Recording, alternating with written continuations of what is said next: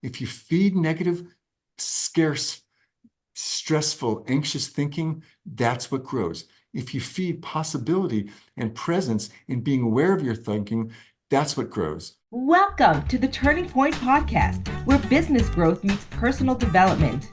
We know as leaders and business owners, you're juggling a lot, and we've spent decades creating the best systems, tools, and shifts that bring you unimaginable success in your business and tremendous satisfaction in your personal life. That's just how we thrive around here. And now, here's your host, Jon Goldman, here to guide you to your own turning point. Let's get started. Hi, welcome to the Turning Point Podcast. My name is Jon Goldman, and I'm here with Tsippi Gross, a Turning Point mentor, and we're going to be talking about what I think is the number one single biggest problem in business and life. That's right, that's a big statement, and it's the letters SAT. And once you understand this type of thinking, this will improve your productivity. This will improve your relationships. This will improve your sales. This will also improve your well-being and your ability to enroll others, and even your ability as a leader to make a difference on your organization. So how can it be that two people have the exact same circumstance but have totally different experiences? I'm going to uncover this with you in just a moment, so stay tuned. Here we go. Wow, Jon, this is a lot that you're promising me here. So what exactly is SAT? Okay, so let's define what is SAT. SAT is the number one problem for most business leaders, and I think most people on the planet, but in particularly if you're leading an organization. SAT is stressful, anxious thinking. It's not the stress that's the problem, and it's not the circumstances that are a problem. It's the stressful, anxious thinking. Because when a person has stressful, anxious thinking, they drop into a lower mood. They move out of their ability to be creative. They lose their ability to have strong rapport. They lose their ability to be productive and to have a positive flow. So what we're going to be talking about are specific strategies, how to recognize it. And I want to share with you the good news is literally just by first recognizing it and having an awareness, that alone will dramatically change your impact. So you don't necessarily have to convert it into positive thinking or push it away or always only think positive thoughts instead of negative thoughts. Simply by doing A, B, C, to accept and acknowledge, to bounce, and then to choose. And if you can become aware and acknowledge your thinking around it, that's the first step. That consciousness and that awareness changes everything. And then we can move into all the productive things and all the amazing things that you can do because you're in a much better state of mind. Does that make sense? It sounds to me like so many business owners might be their own worst enemy in terms of the dysfunction in their company. What is that all about? It's about putting the fun back in dysfunction, right? So what does it mean, the fun back in dysfunction? Um, the word breath in most languages means spirit. And when we're short on breath, um, when we're short on breath, we're short on thinking. When we're short on thinking, we perform much worse. Our sales are worse, productivity is worse, creativity is worse, flow is worse. And so the source, I'm going to make a bold statement. The source of most issues and most problems in business is stressful, anxious thinking. SAT. But I mean, part of business is stress and anxiety. There's so much that goes wrong. Like, what can somebody possibly do about that? I'll tell you what most people do about it is most people use either the fight or flight strategy.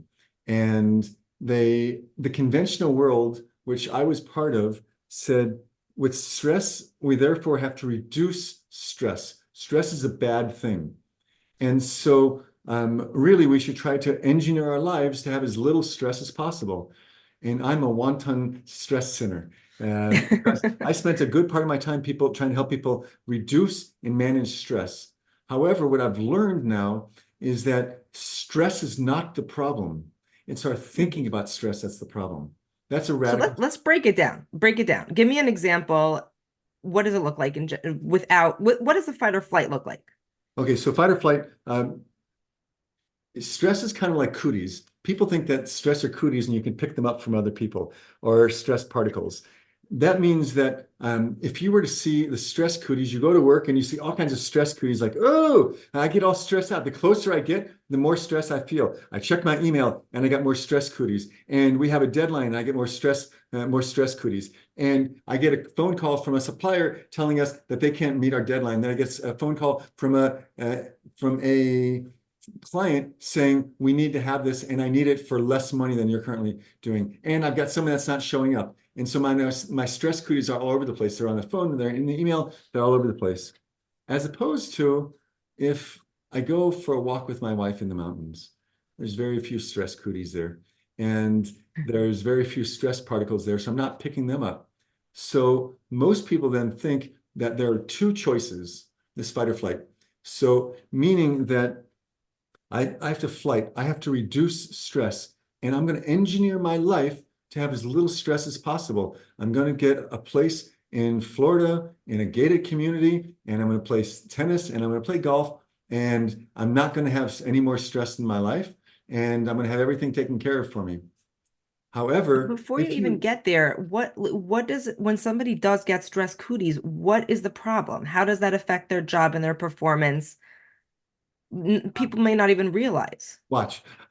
Yeah, what do you want me to do? Okay, I don't know what to do. We got a supplier that's bagging on us, and I've got clients who are demanding that we do this right now. And I've got employees that aren't showing up. What am I supposed to do? And so when I am experiencing stress, my performance levels drops down dramatically, and my ability to come up with creative solutions don't exist because creativity only exists in the present moment. TIM. Thought in the moment. That's what it's all about, is thought in the moment. You cannot be creative in the future. You cannot be creative in the past. You can only be creative in the present. So that means that when we spend a lot of time thinking about the future or ruminating on the past, that means we're never going to actually be fully present. And many times when we're not fully present, that's when the problems begin. So we can't be productive. We can't grow or find solutions when we're stuck in stress, is what you're saying. Like we cannot get out of the moment to find any sort of way forward. We're not actually in the moment. We are somewhere else. And I'll give you an amazing fact about thinking. You cannot think two thoughts at the same time. You can't think two thoughts at the same time. What does that mean? That means I cannot be thinking low mood, low, stressful, anxious thinking, and be grateful and creative at the same time. They don't go together. In other words, if I'm thinking anxious, sad, angry thoughts, there's no way for me to have uplifted, energetic, loving, flowing, positive thinking. They don't go together. And also, it's similar to multitasking. Multitasking is a lie. There's no such thing as multitasking. Oh, but wait a minute. I can talk and type at the same time. No. You can switch task. You can go back and forth really, really quickly. Oh, I can walk and chew gum. Yeah, chewing gum doesn't really take any thought. But if I'm talking to you and I'm emailing someone at the same time, I'm switch tasking back and forth. And so neither of them really have my full 100% attention. So too with thinking, whatever you feed grows. Let me reiterate that. Whatever you feed grows. If you feed negative, scarce, stressful, anxious thinking, that's what grows. If you feed possibility and presence in being aware of your thinking, that's what grows. And so I want to try to explain what I meant by fight or flight. Most people, when it comes to stress, it's not that stress that kills people. Stress killed over 100,000 people in the last year or two in America, not because of the stress, but because of their thinking about the stress. And I can demonstrate it to you beyond the shadow of a doubt. And we can make those reports and the research available that shows how there are many people that have stress, but it's not the stress that kills them, it's their thinking about the stress that kills them. Just like we know that placebo exists. And so just like I know that if two people can experience the same situation very differently, for example, whitewater rafting, two women on a whitewater raft. One woman remembers what they said at the beginning. This is going to be great. We're going to have a really good time. And if you fall out, and it's possible that you might fall out, so just remember, knees to your nose, hands up high. Ready? Knees to your nose, hands up high. Okay, let's try it. Ready? Try it. What do you do? What happens if you fall out? Knees to your nose, hands up high. Great. Now, if you're stressed out, when you come to a rapid situation, suddenly you get pushed up, you fall in like, oh, shit, oh my God, oh, help, help, and because they lost the ability to stay in the present moment. She is already afraid. And she's not thinking about in this moment, but she's thinking about what happens when I fall out. And now nobody's going to get me. And so therefore, the negativity bias rules the day. And so we have a strong, strong negativity bias. The National Science Foundation apparently says that the overwhelming majority of our thoughts are negative, perhaps from fight or flight. So that means our natural way is to view something negative. I walk down the street and I see someone, and either I'm afraid or I'm thinking that something's not okay. Once we start tracking our thinking, we notice how many hugely negative or scary thoughts that we have. So I want to go back to, once again, fight or flight. The stress is that if we just engineer our life to have less stress, you actually don't end up with the life that you want. You end up avoiding engagement. This is called life. And Hans Selye, Seyle, he is known as the father of stress. And he won all sorts of awards. Do you know how he came up with this? How he came up with being the father of stress?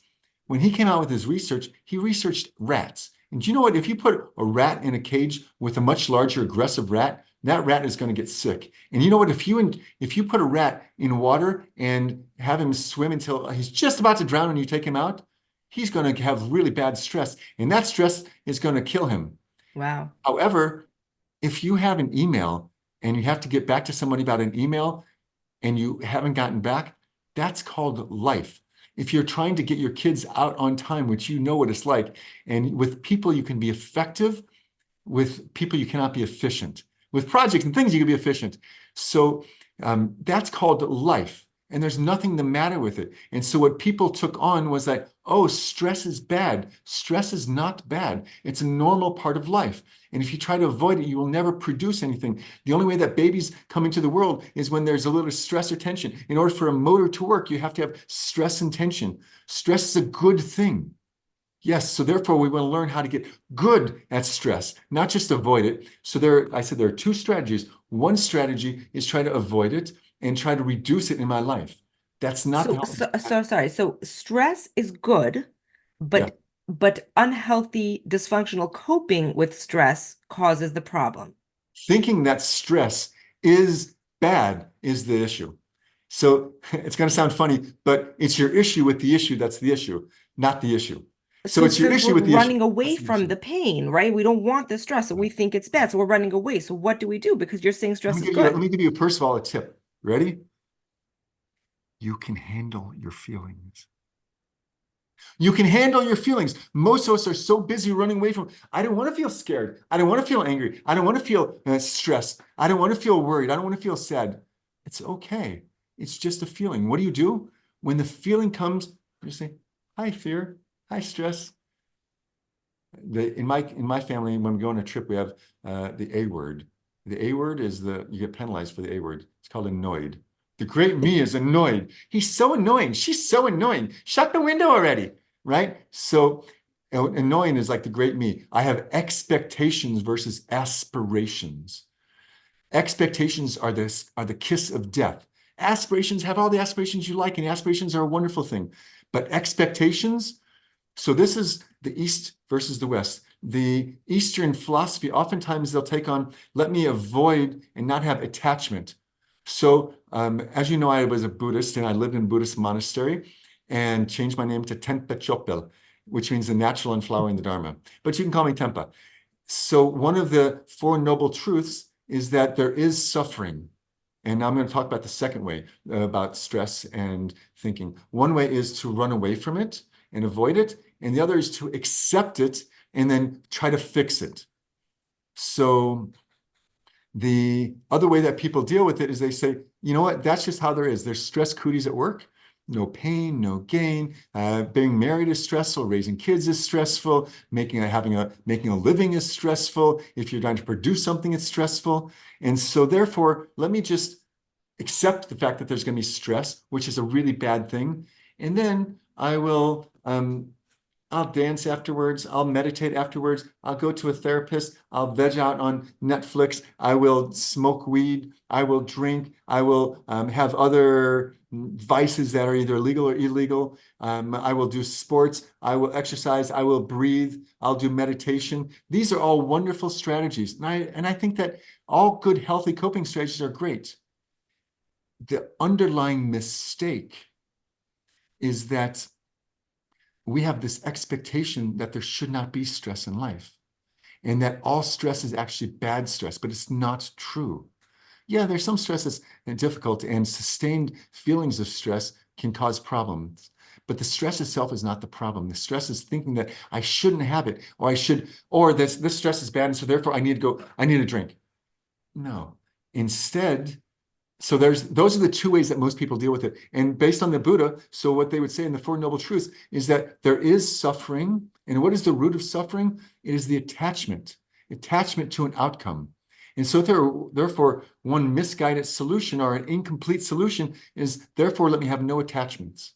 Let me not be overly attached to an outcome. Let me not be overly attached to my profit and loss statement, to our report for the end of the year, to our Yeah. stockholder report, to winning a sales, to closing a deal, to hiring the right employee, to doing it right, for everyone to give me marks of what a great job I did at this presentation, or for people to like me. So when we're overly attached to that, that causes pain and suffering. And one solution is, let me not have any attachment to it. But that's not our way.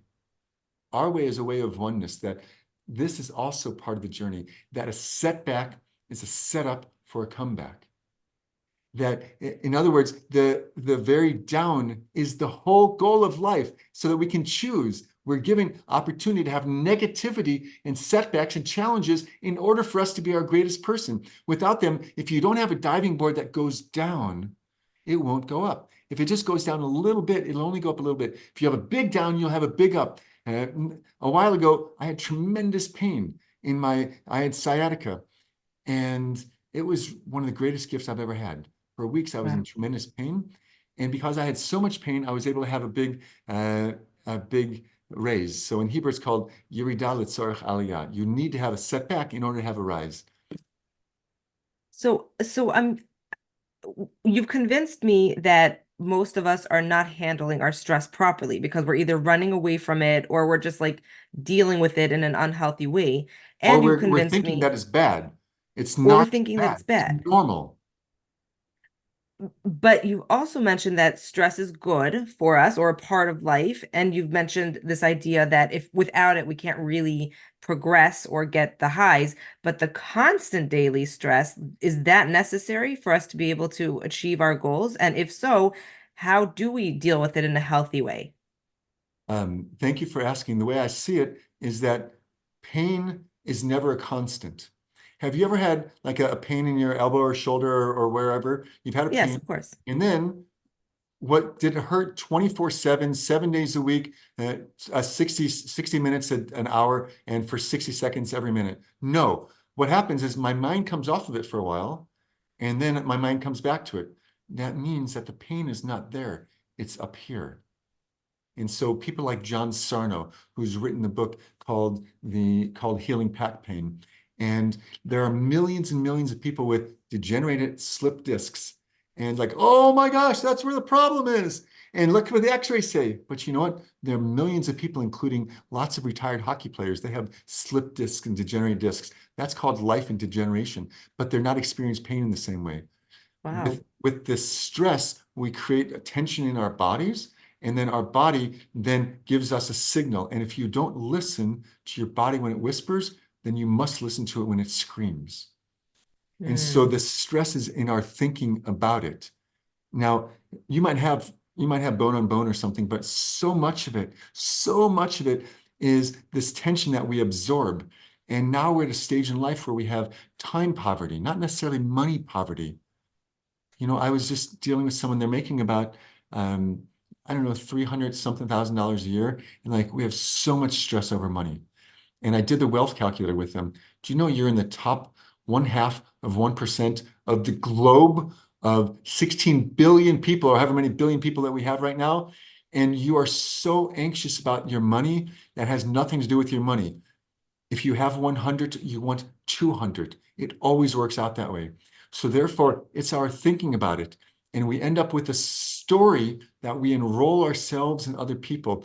We live in a story. We don't live in reality. That means So if the so four of help us go, us. if the four of us go to the market, we're going to see things totally different. One is a graphic artist, one is a economist, one is a retailer, and the other one is a social worker. And they walk through it, and the economist sees like, oh wow, I see how these stores that are similar, they work really well together. And then the graphic artist is going to say, wow, look at the signage over there, and look how the colors attract people because they have big, bold things instead of a ton of little signs. And then the social worker is going to say, wow, look how that person stands behind the cash register with their arms folded like this and like sending out messages, stay away from me. Everyone is having a totally different, they're not experiencing the world as it is. They're experiencing the world as they are, as their filter. Our filters are constant, never-ending thinking. And we're always feeling our thinking. And so here's the bomb I'd like to drop. It's an inside-out world, not an outside-in world. We think that our experience is based on our circumstances. Good circumstances, good experiences. Bad circumstances, bad experiences. Crummy wife, crummy life. Crummy job, crummy emotions and experience. That's called E equals C. Our emotions and our experience are based on our circumstances. It is a lie. We saw with the rafting experience, two people in the exact same situation had a totally different experience. So it was not their experience, it was not their circumstances. One person who's very wealthy and he's got employees and he's married and he has children and he has a summer home and he has a nice home and he's miserable. And there are people that would be so happy if they had a job that had income and had two homes and they were married because they've been married twice before and they're really lonely. And so it's not our circumstances. Two people experience it totally different.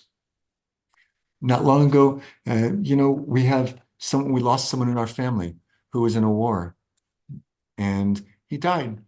And my machatonista, my daughter-in-law's mom, so it was my daughter-in-law's brother that was killed in a war.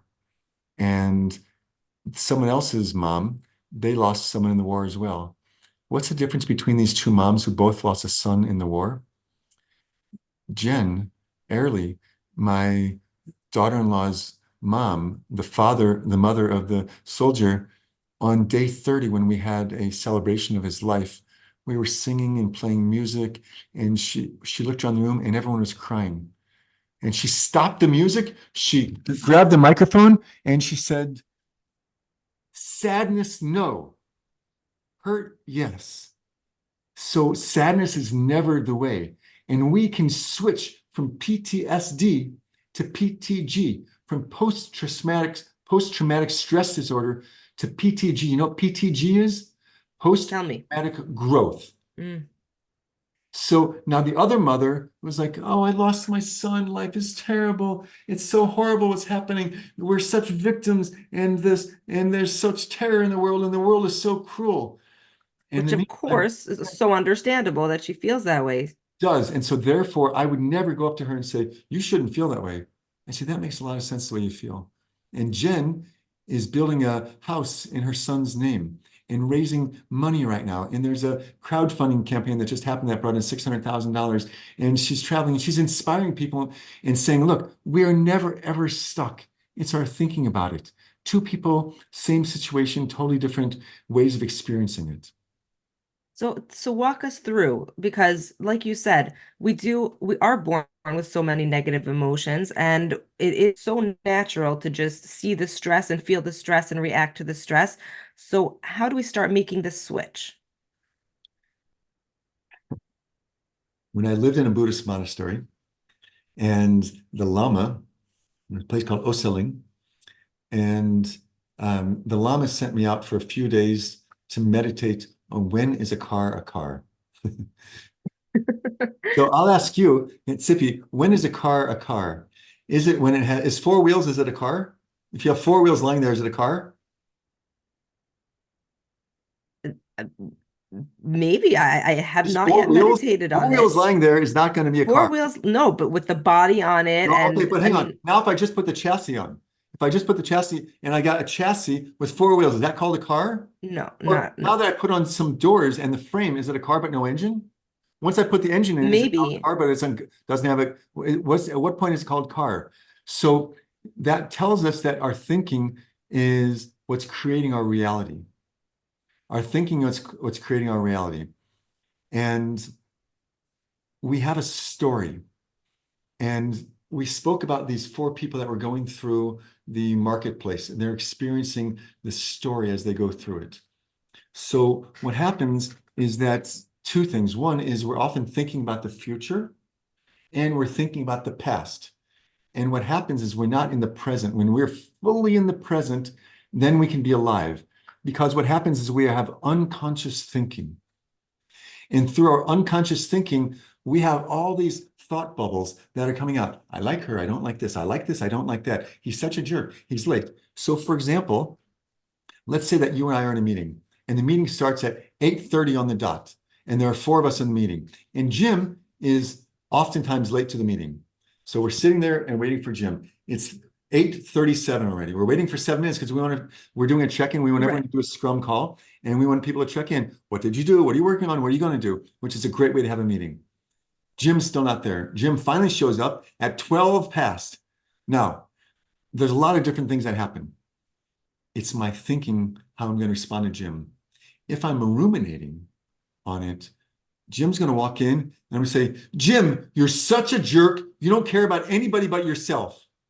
It's like, whoa, what just happened? So what happened is I'm totally enrolled in my thinking. I'm not in the moment at all because I have no compassion. I'm not present. I'm ruminating. So I'm also a rabbi, and I got ordination to be a rabbi. And part of the rabbi test is knowing what animals are kosher and what animals are not kosher. And so one of the things that makes an animal kosher is split hooves, and it chews its cud. Do you know what chewing its cud is? You know what that means? Like it regurgitates the food and chews it again and Right. again. So like a cow has split hooves and it regurgitates. That means that it chews the grass and then it swallows it and then it vomits it back up and chews it again. That's called rumination. Yeah. That's what makes a kosher animal. It sounds kind of gross, and it's great for animals and it's terrible for emotional well-being. Yeah, seriously. So I was going to say that does rumination, not make a kosher person, right? right. So rumination is what, so now let's go back to our story. I'm ruminating. I'm so frustrated with Jim. And so now let me give you one example of what we do is let me be conscious of my awareness. Wow, I've got thinking and I've got feeling. We're always feeling our thinking. I'm going to break another myth. We're never experiencing thinking that's not preceded by a thought. Our thinking is always preceded by our thoughts. So that means I'm thinking about Jim. He's such a jerk. Man, this is so disrespectful. I'm thinking it's so disrespectful. You know what? He doesn't care about anybody. If he cared about people, he would show up, he'd call, he'd do something.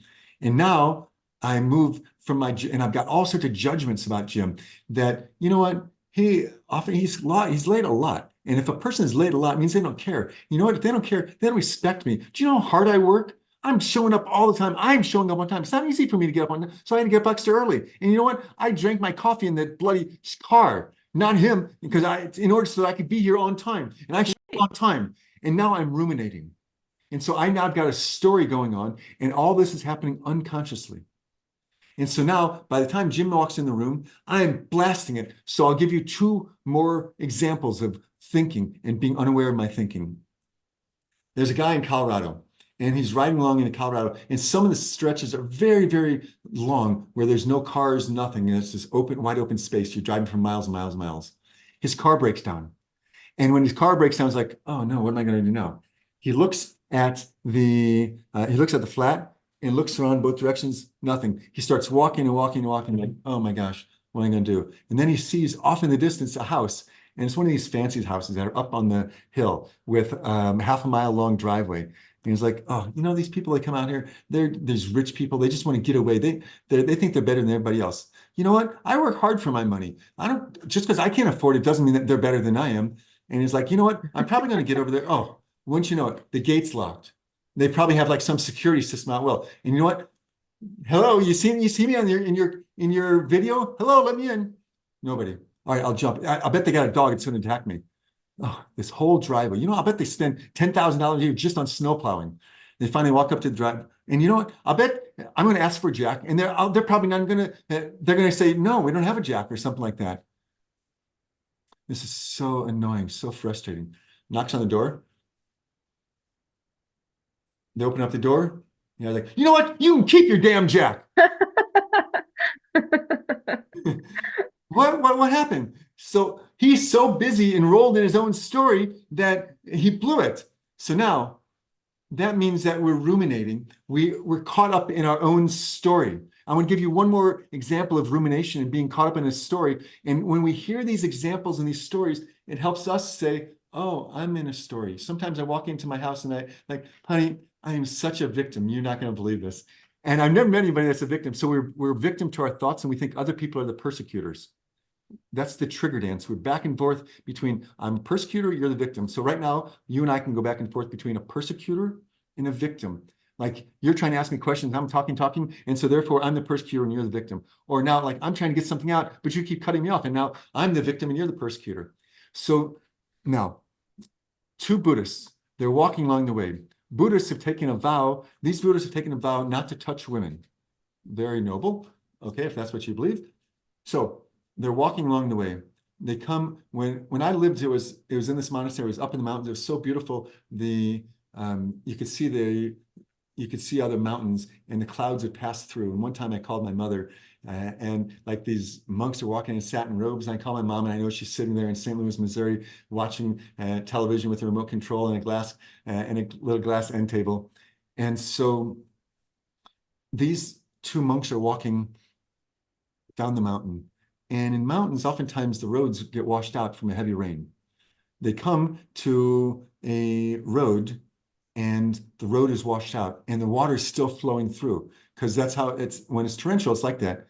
Now there's a young woman that's there that can't get through because the water is really pushing hard. Suddenly, sometimes, small streams and rivers just appear out of nowhere. So one of the monks picks her up, carries her across, and puts her down, and the two of them walk on. What happened to not touching women? Exactly. So an hour later, the other monk says to him, I don't understand. We made a vow not to touch women. And he says to her, I put her down an hour ago. You're still carrying her. Wow. So we do that. We carry these thoughts with us. I'm not good enough thoughts.